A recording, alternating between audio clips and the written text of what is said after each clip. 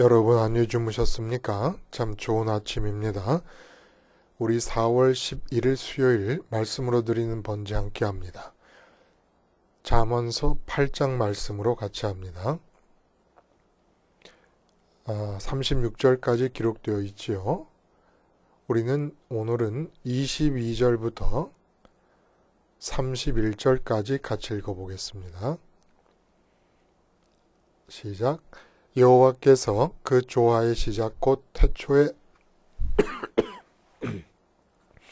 일하시기 전에 나를 가지셨으며 만세 전부터 태초부터 땅이 생기기 전부터 내가 세움을 받았나니 아직 바다가 생기지 아니하였고 죄송합니다. 큰 샘들이 있기 전에 내가 이미 났으며 산이 세워지기 전에 언덕이 생기기 전에 내가 이미 났으니 하나님이 아직 땅도 들도 세상 진토의 근원도 짓지 아니하였을 때에라. 그가 하늘을 지으시며 궁창을 해면에 두르실 때에 내가 거기 있었고 그가 위로 구름 하늘을 견고하게 하시며 바다의 샘들을 힘있게 하시며 바다의 한계를 정하여 물이 명령을 거스르지 못하게 하시며 또 땅의 기초를 정하실 때에 내가 그 곁에 있어서 창조자가 되어 날마다 그의 기뻐하신 바가 되었으며 항상 그 앞에서 즐거워하였으며 사람이 거처할 땅에서 즐거워하며 인자들을 기뻐하였느니라. 오늘 우리가 함께 읽은 말씀 중심으로 예수님 믿기와 예수님 추구하기라는 제목의 하나님 말씀 증거합니다. 예수님 믿기와 예수님 추구하기. 믿음과 추구함의 관계 아주 중요합니다. 모든 추구함, 우리가 무엇인가 구하고 얻으려고 하는 것, 이렇게 추구함은 반드시 특정한 믿음을 전제로 하고 있는 것입니다. 믿음이 없다면 추구함이라는 것이 나타날 수가 없어요. 무엇을 추구할 수가 없습니다. 또 어떤 믿음이 있다면, 특정한 믿음이 있다면 반드시 그 믿음은 추구함으로 나타나게 됩니다. 이 세상에는 믿음이 없는 사람은 아무도 없습니다. 그래서 추구함이 없는 사람도 아무도 없습니다. 믿음과 연관돼서 가장 큰 오해는 인류에게 있어서 가장 보편적인 오해이기도 한데 가장 큰 오해는 뭡니까, 여러분? 종교가 믿음의 문제라는 것이에요. 종교가 믿음의 영역에 속하는 것이라고 그야말로 확신하는 이것이 가장 큰 보편적인 오해 중에 하나라는 겁니다. 종교는 믿음의 문제가 아니에요. 추구함에 관계합니다. 추구함에.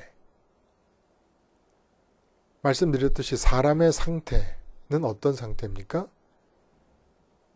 하나님 크기의 마음속 공백을 가지고 있습니다.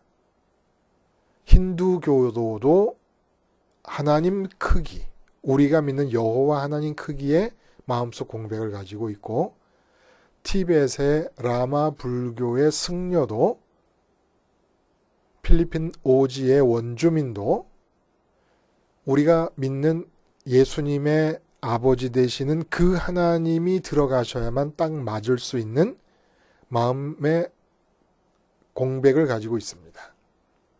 이 부분을 영이라고 부르는 거예요. 왜냐? 영이신 하나님이 들어오셔야 될 우리의 부분이기 때문에 그 영이라고 부를 수 있죠. 그러므로 이 영의 채움을 위한 추구, 비어있기 때문에 추구는 인간 모두에게 있어서 기본 본성입니다. 이 공백이 채워져야 만족이 생길 수 있습니다. 기쁨을 느낄 수가 있고 보람을 누릴 수가 있고 행복하게 살 수가 있습니다. 근데 종교라는 것은 바로 추구함에 관계가 된다는 거예요. 추구함에. 그럼 믿음은 뭐냐? 추구할 대상을 무엇으로 선택할 것인가를 정함에 있어서 작용한다는 겁니다. 믿음이라는 것은. 그것만 손에 쥐면 그 마음속에 하나님 크기로 비어있는 공백이 채워질 거라고 믿는 거예요. 즉 그것이라면 내게 참 만족을 줄 것이라고 믿는 겁니다. 기쁨이 될 거라고 믿는 거고 보람과 행복의 근거가 되리라고 믿는 겁니다. 이렇게 믿음과 추구함이 분명히 개념이 서야 돼요. 믿음은 에덴 동산에서 쫓겨나지 않았습니까? 근데 예수님에 대한 믿음이 에덴 동산을 회복하여 사는 구원과 연관되어 있어요. 그러므로 기쁨의 문제가 절대로 등한시돼서는 안 돼요. 믿음의 얘기를 할 때 반드시 기쁨의 문제가 얘기돼야 되고, 왜 기쁨의 문제와 만족의 문제가 얘기가 돼야 됩니까? 마음이 비어 있다는 것을 전제로 하고 있기 때문입니다. 오늘 본문은 지혜를 추구하라고 하면서 지혜가 의인화되어서 마치 사람인 것처럼 인격체인 것처럼 사람들을 초청하는 그런 내용으로 앞부분에서부터 시작을 합니다. 그리고 그러한 지혜의 속성에 대해서 얘기를 해주고 있는 부분을 우리가 읽었습니다. 결국 이 오늘 본문에서 의인화되어진 지혜는 육신이 돼서 이 땅에 오신 말씀으로서의 예수님을 예언적으로 달리 표현하고 있는 것이죠. 그러므로 지혜를 추구하라는 것이 본문의 전체의 요지인데, 지혜를 추구하라는 것은 육신이 돼서 오신 말씀 되시는 예수님을 추구하라는 얘기입니다. 그래서 제목을 그렇게 정한 거예요. 예수님 믿기와 예수님 추구하기. 예수님을 믿는다면 반드시 예수님을 추구해야 되는 겁니다. 믿음과 추구함이 다를 수가 없습니다. 내가 돈을 추구하는 이유는 아무도 그 얘기를 나한테 해주지 않았더라도 돈을 믿기 때문입니다. 자녀의 형통을 추구하는 이유는 아무도 그 얘기를 해주지 않았습니다. 자녀의 형통을 추구하는 나에 대해 믿음의 문제를 얘기한 사람은 아무도 없어요. 근데 성경이 말씀하고 계시는 거예요. 자녀의 형통을 믿는 것이다라는 겁니다. 왜요? 자녀의 형통이 이루어지면 마음이 채워지고 만족할 거라고 믿는 것이에요. 믿기 때문에 추구하는 겁니다. 예수님을 믿는다는 것도 마찬가지예요. 예수님을 선택했다는 겁니다. 왜? 내 마음의 채움을 위해서 예수님이 필수적이라고 믿기 때문에. 그러므로 예수님을 추구해야 마땅한데, 예수님을 믿는다고 하는 사람들이 돈을 추구하고 무병장수를 추구하고 이 세상에서의 평강과 형통을 추구합니다. 이 세상의 평강이라는 건 세상적 안정과 형통을 추구합니다. 믿음과 추구함이 다르게 나타나요. 그러면 뭐예요? 추구하는 것을 실제로 믿는 겁니다. 예수님을 믿는 게 아니라는 거예요. 예수님은 종교에 속해버리고 맙니다. 종교는 뭐예요? 추구함의 방편이에요. 믿는 것을 잘 얻고 많이 얻고 방해를 넘어서 얻기 위해서 종교가 등장을 하는 겁니다. 그 종교는 추구함에 연관되는 거예요. 그리고 믿음은 추구할 대상을 선택하는 일입니다. 근데 예수님을 믿는다라는 것은 예수님으로 만족할 수 있다라는 것이 되어야 되는데, 돈으로 만족할 수 있다고 믿으면서 예수님을 찾습니다. 이건 완전히 모순이지요. 있을 수가 없는 얘기라는 겁니다. 돈을 믿는 사람이 돈을 추구할 때 불상 앞에 절을 합니다. 추구하는 방편이에요. 근데 예수님을 믿는다라는 것은 예수님이 기쁨과 만족의 원천이시라는 걸 믿는 거기 때문에 추구함의 방편이 되어서는 안 되는 겁니다. 그래서 오늘 예수님을 추구하라는 얘기를 하는 거지요. 10절에 보면 너희가 은을 받지 말고 은을 주는데도 받지 말라는 거예요. 나의 훈계를 받으며 지혜가 더 나으니까 은을 좋아해서 은을 추구하게 되면 지혜를 얻지를 못하니까 지혜를 추구하라는 겁니다. 육신이 되신 말씀이신 예수님을 추구하라는 얘기죠. 정금보다 지식을 얻으라. 금보다도 지혜가 낫다는 겁니다. 말씀이신 예수님이 낫다는 거예요. 대저지혜는 진주보다 나음으로 원하는 모든 것을 이에 비교할 수 없습니다. 원하는 모든 것이라는 건 내가 이 세상에서 추구하는 모든 어떤 것보다도 지혜이신 예수님, 말씀이신 예수님이 우선적으로 추구해야 될 대상이다라는 얘기입니다. 그래서 오늘 본문은 우리가 읽은 부분에서 어떻게 예수님을 추구할 것인가? 지혜이신 예수님, 육신이 되신 지혜, 육신이 되신 말씀이신 예수님을 어떻게 추구할 것인가를 얘기해 주고 있다는 거예요. 여러분 꼭 기억하셔야 돼요. 이제는 우리가 여기서 흔들림이 있어서는 안 돼요. 믿음은 무엇이냐? 내가 예수님 믿는다고 할 때 나만 믿음이 있는 게 아닙니다. 세상 사람 모두, 예수 안 믿는 모든 사람들이 믿음이 있는 거예요. 다른 대상을 믿고 있는 것이지요. 나 역시도 예수님을 믿는다라고 하는 것이 분명하게 맞는 것이라면은 예수님 자신을 추구해야 된다는 것입니다. 예수님을 어떻게 추구하느냐? 그걸 오늘 본문이 가르쳐 주는 거예요. 근데 지혜이신 예수님, 육신이 되신 지혜 아닙니까? 육신이 되신 말씀이세요. 이 예수님의 속성 자체가 어떻게 예수님을 추구할 것인가를 우리에게 가르쳐 준다는 겁니다. 그래서 22절부터 우리가 읽은 부분에서 예수님의 속성에 대해서 어떻게 얘기하냐면 먼저 선제성이라는 것은 이 세상이 창조가 되기 전에 이미 계셨음을 첫 번째 속성으로 꼽습니다.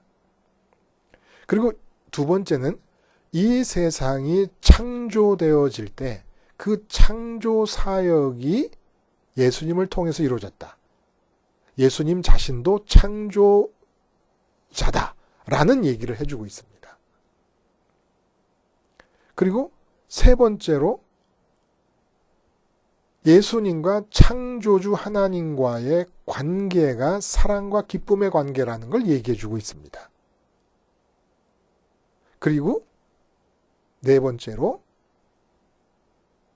그 지혜 되시는 예수님에게 연합하는 것이 예수님과 하나님, 지혜이신 예수님과 하나님과의 관계에 내가 포함되고 참여되어질 수 있다라는 걸 얘기해 주심으로써 지혜이신 예수님, 말씀이신 예수님을 추구하는 방법을 가르쳐 주고 있어요. 그래서 하나씩 우리가 한번 살펴봅니다. 자, 먼저 지혜의 선제성, 창조가 되기 전에 예수님이 계셨음이 우리가 예수님을 추구함에 있어서 어떻게 해야 된다는 걸 말하는 것인가?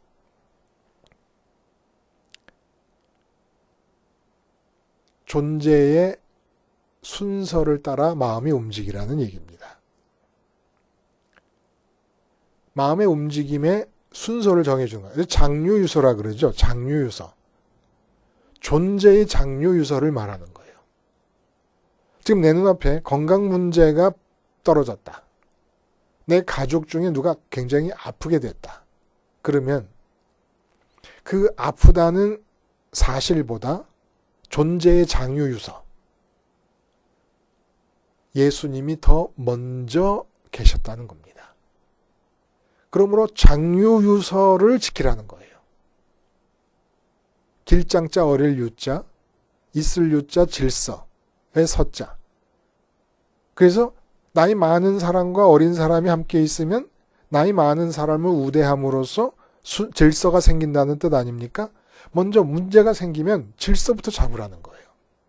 이 문제의 순위가 몇 등인가부터 정하라는 겁니다. 근데 예수님이 항상 내 눈앞에 펼쳐지는 문제나 상황과 처지나 난관보다 더 먼저 계셨습니다. 왜냐하면 이 세상 안에서 일어나는 것을 우리는 만나고 있는데 이 세상 자체가 만들어지기 전부터 예수님이 계셨기 때문에 예수님의 선제성은 예수님 추구함에 있어서 먼저 예수님을 기억하라는 것으로 추구의 방법을 가르쳐 주는 겁니다. 그러니까 이렇게 먼저만 추구하면 그 다음부터는 사실은 나머지 세 개는 저절로 주어지는 것이에요. 제일 중요한 게 선제성을 인정하는 겁니다. 존재의 장유 유서. 그 다음에 나타나는 건 창조 사역에 예수님이 참여하셨다라는 얘기를 하고 계세요.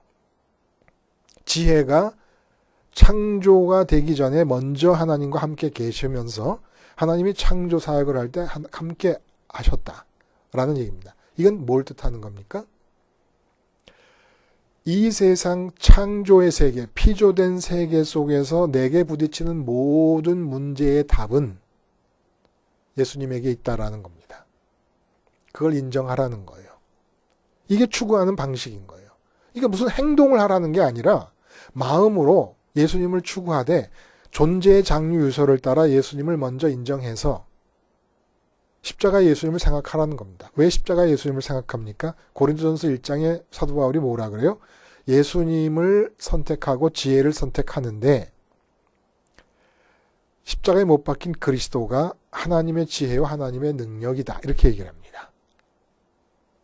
공생의 기적을 일으키시는 예수님이 아니고 십자가에서 죽으시고 부활하신 그 예수님이 바로 하나님의 지혜라는 겁니다.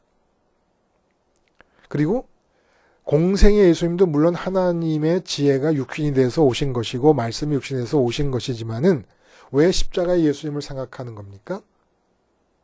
세 번째, 지혜와 창조주의 사랑과 기쁨의 관계.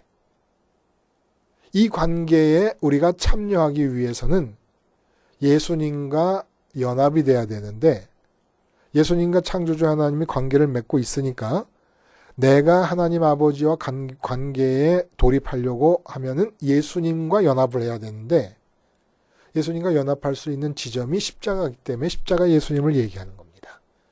공생의 예수님도 하나님의 아들이심이 맞고 육신이 되신 말씀 맞고 육신이 되신 지혜가 맞는데 우리가 최우선으로 생각해야 되는 기억해내야 되는 예수님은 십자가의 예수님이라는 거예요. 왜냐하면 십자가의 예수님에게서만 나는 연합하고 결합할 수가 있기 때문에 그렇게 결합할 수 있음으로써 예수님과 하나님과의 사랑과 기쁨의 관계에 내가 동참하고 참여할 수 있게 되니까 이게 답이라는 거예요. 자, 돈 문제가 생겼어요. 건강 문제가 생겼어요.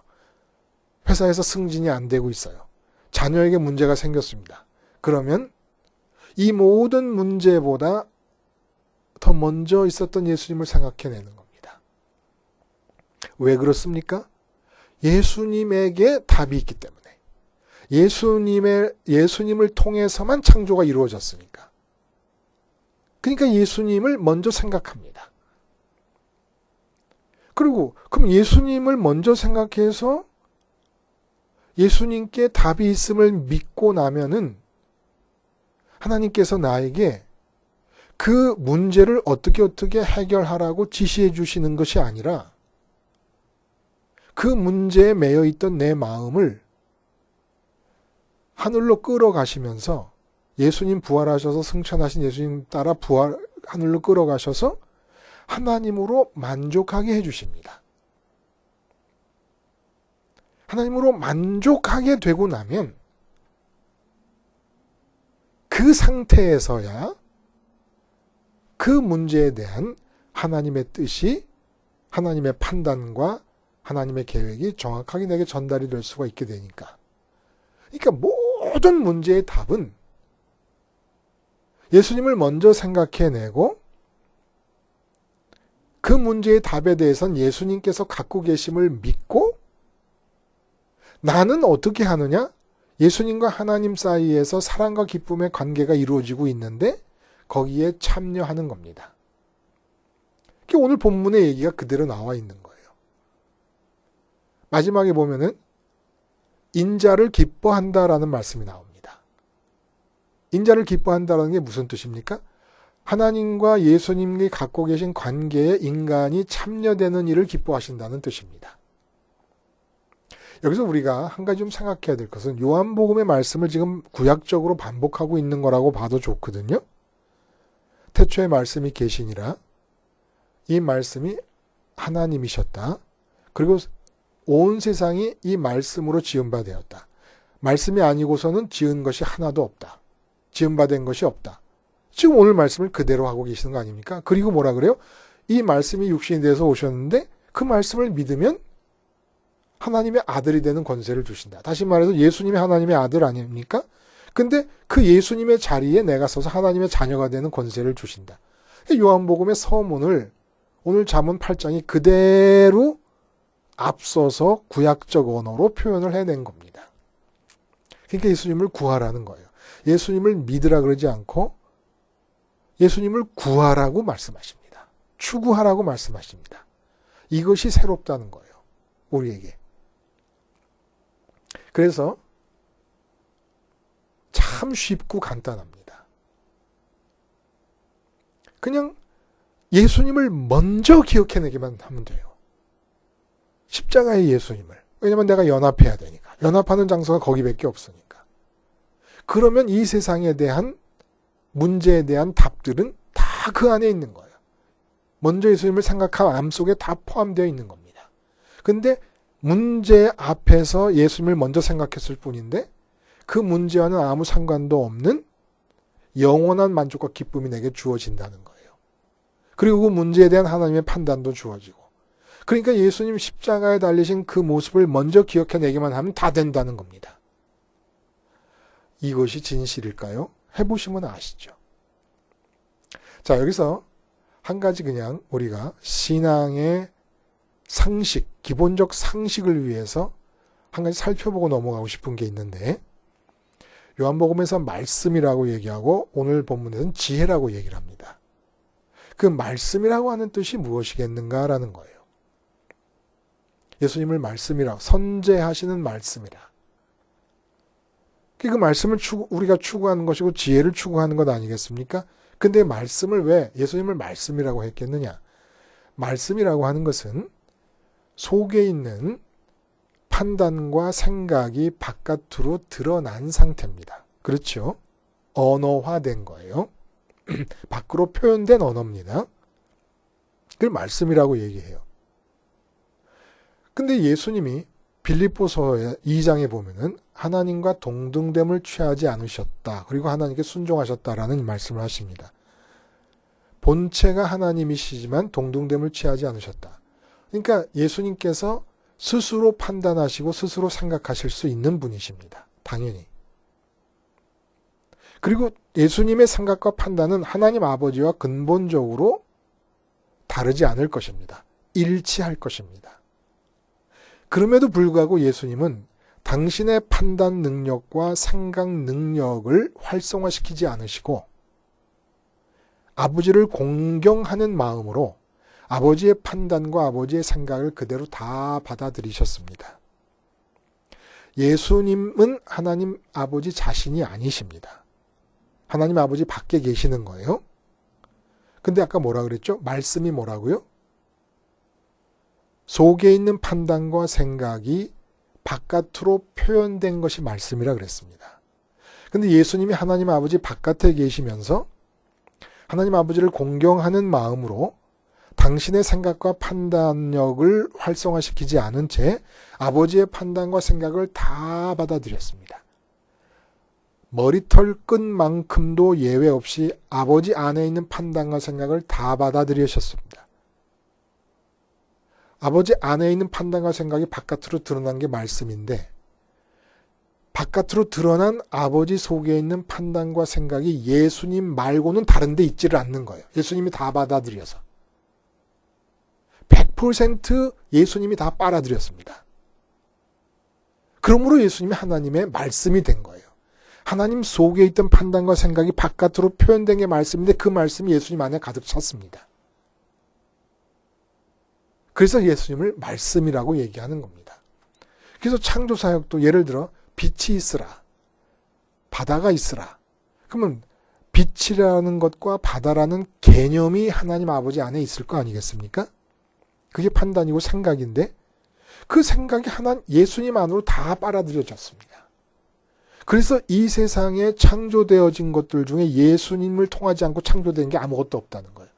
창조에 관해서 아버지가 생각하는 것 족족마다 예수님이 다 빨아들였으니까.